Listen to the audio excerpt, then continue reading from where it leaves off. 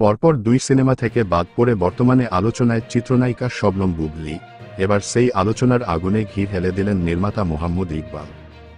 তিনি বলেন, সে যদি বিট্রে সিনেমা থেকে সরে দাঁড়ায় তাহলে আমার সাইনিং মানি এবং 40% শুটিংয়ের টাকা ফিরিয়ে দিক, যেহেতু সে নিজে থেকে সরে দাঁড়ানোর কথা বলেছে। এ নিয়ে আমি শিল্পী সমিতিতে লিখিত অভিযোগ জানাব। এর আগে নির্মাতা ইকবাল তার বিট্রে সিনেমা থেকে বুবলীকে বাদ দেওয়ার কথা জানান।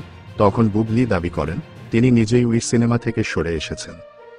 কারণ হিসেবে এও বলেন, আমার পরিবার বলেন, সহশিল্পী বলেন, স্বামী বলেন এবং সব সম্পর্কের ঊর্ধ্বে আমার সন্তানের বাবা বলেন, তাকে নিয়ে যদি কোনো ব্যক্তি অসম্মানজনক কোনো মন্তব্য করেন আমি অবশ্যই সে ব্যক্তিকে এড়িয়ে চলব। বুবলীর এই বক্তব্য ভালোভাবে নেননি ইকবাল। তারই প্রেক্ষিতে এবার নায়িকাকে এমন হুঁশিয়ারি দিলেন তিনি।